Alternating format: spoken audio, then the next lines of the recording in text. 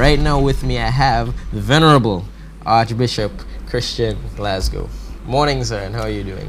Morning, Aaron, and morning to viewers of this program. I'm doing quite well, thank you. All right, glad to have you on the show here this morning.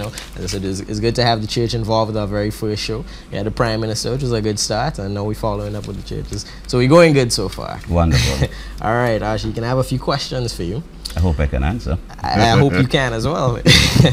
All right, so it's 2012. There have been many predictions, especially in last year, that 2012 is going to be the end of the world. The Mayans predicted the end in their calendar. What's your take on it, or the church's view on this end of world 2012 thing? Well, actually, it's rather hilarious. It's hilarious. Because you look through the history of mankind, there have been all sorts of predictions about the end of the world, and none of them have ever happened. But I say hilarious because for a Christian, it is really a foolish thing to try to predict the end of the world. If as a Christian, the Bible is supposed to be our guiding rule, when you study the scriptures, you notice scriptures making the point over and over that no one knows the day, the time, nor the hour. Right. In fact, in the Gospels, Jesus himself makes a point that not even the Son knows, only the Father. And therefore, I think it's rather foolish to be wasting good time and resources trying to predict something that is just out of our reach. Right. Let us make the best of it whilst we live here and prepare for it. It's inevitable, it's going to happen. So let us prepare for it. That's the sensible thing. Right. I guess that is a sensible approach. Why worry about it? Okay, 2011 for Grenada has been very challenging, economically and otherwise.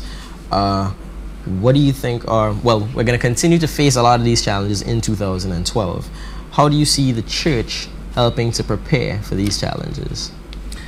I think the basic role of the church is one of trying to preach and maintain a certain sense of God in every aspect of life. By so doing, the church therefore offers a sense of hope in every situation.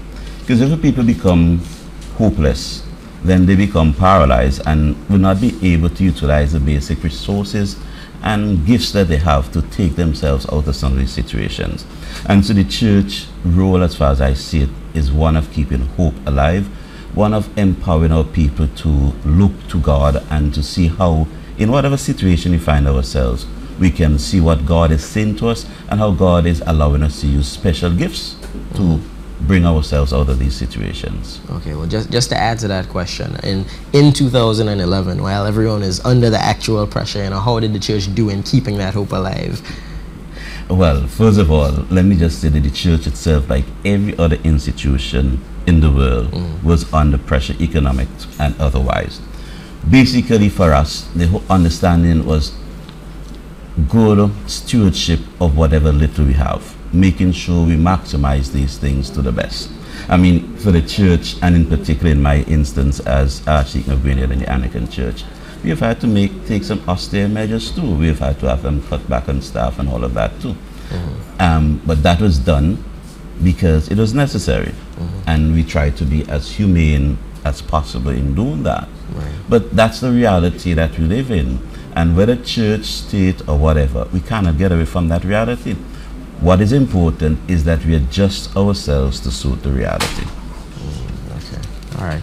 Now, well, of course, it's not just economic issues that we had to deal with. Like, for instance, there's the issue with Oscar Bartholomew with the police officers. How does the church? Well, how would the church be involved in something like this to affect it in any way or influence future behavior, perhaps? Well, I think the church would have basically two responses.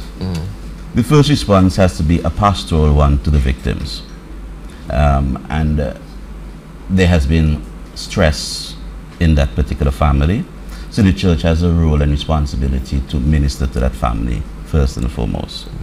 Secondly, the church also has a responsibility to the wider community. And that response ought to be one which seeks to encourage the community to practice the basic Christian principles, that of a love for neighbor as self, that of honesty, integrity, and these other things.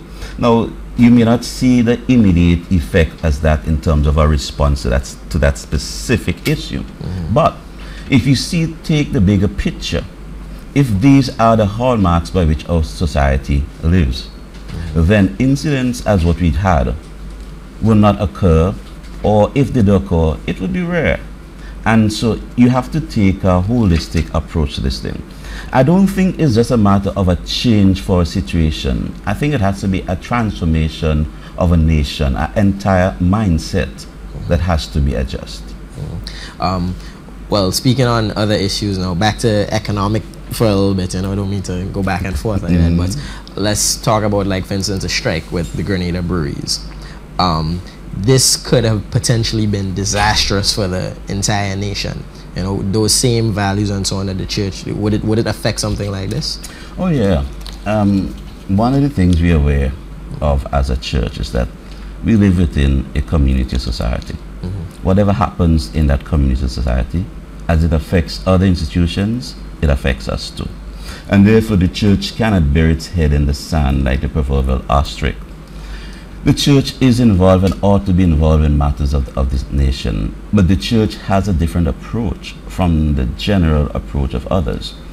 Our approach, first and foremost, and in particular in this breweries issue, is about bringing the parties together and helping them to see reason. I don't think reason prevailed in this particular situation. And as a church, and mostly from the level of the conference, we need to make some basic points to the parties. The Prime Minister, I think, handled it quite well when he made the point about equity and justice for both parties. This is not a one-side war. It requires both parties to come out of this negotiation with a certain sense of satisfaction. It can't be a win and lose situation. It has to be a win-win situation for all. I think also, and from the church's viewpoint, those who are in the negotiating process ought to be dealing with the issues fairly, squarely, and truthfully. They ought to remove from the negotiating table any sense of egos, and I see too much of that presently. Both parties need to sit down and seriously consider what is good for all. And this is not to be a test of strength. They've done it already during December. Now let's get down to what we ought to do. All right. Thank you. So, Archdeacon, let me just ask you a more general question. What are your main plans for 2012? Well, I wear several hats. You want the one as the chairman of conference, or Archdeacon? Give me a little bit of each. From the viewpoint of the chairman of the Conference of Churches, our main plan would be to continue something we started just over 3 years ago, which basically is capacity building to deal with the changing environment that we have to function in as a church. A couple of years back, we took the decision to sit down annually and hear from the general public what they see us doing, how they see us affecting the nation, and based on that, to tailor our programs to assist. So you would have noticed maybe over the last 2.5 years, the conference has used the media, for example, more effectively in terms of having its services for member churches broadcast on a regular basis, using the media to do advertisements. I don't know if you realize that the conference has produced a chastity advertisement, which is our way of countering all this condomization around the nation. And several of the television stations have been gracious enough to carry this for us without a cost. First of all, we don't really have that type of money to pay for ads, but we believe that that is one of the ways in which we take the technology that is presently available and use it if we want to be relevant in terms of keeping our message alive. So we will continue in that aspect. We foresee that maybe 2012 will be just a stimulus, if not more, for the nation of Grenada with respect to industrial relations and stuff like that. And so we have to begin or rather we have to continue to equip ourselves as leaders to be able to make a positive contribution in that nature.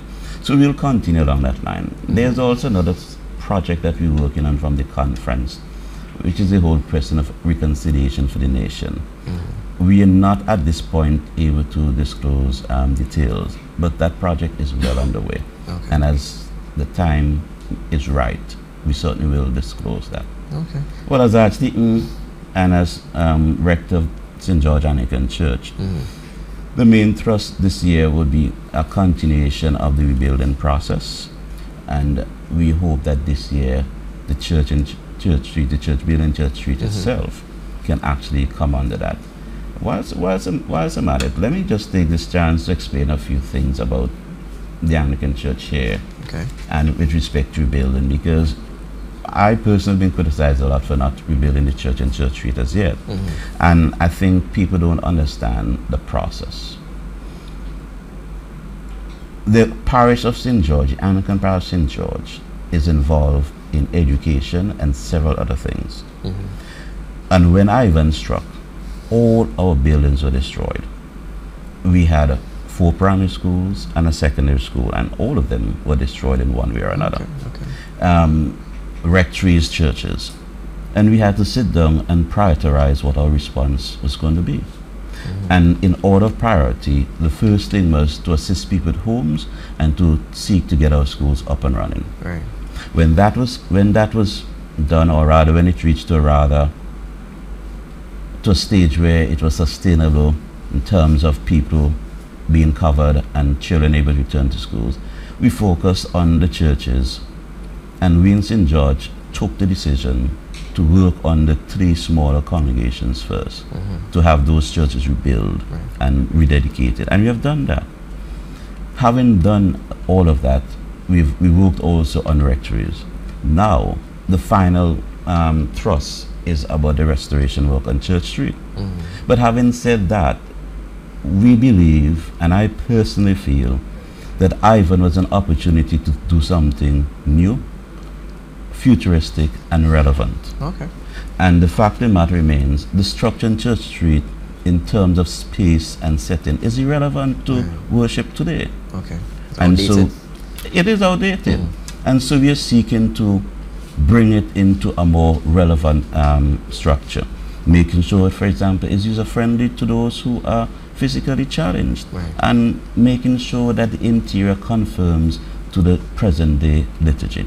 So these are things that we want to do. There's a process we have to follow. And of course, whenever you want to do something that is new, you will meet objections. And that's what we're dealing with presently. I hope in this year we can get all of that behind us and start putting mortar to bricks. All right. Bishop, thank you for coming on. Thank you for coming on Daybreak this morning, and of course clearing the air on the church issues and so on, and giving your views on issues relevant to Grenada as well. Folks, thank you very much. Thank you, Aaron. And I hope this is not the first and last time for the year. Oh, we'll invite you back, man. Good, because we're very happy to come again. All right, good stuff.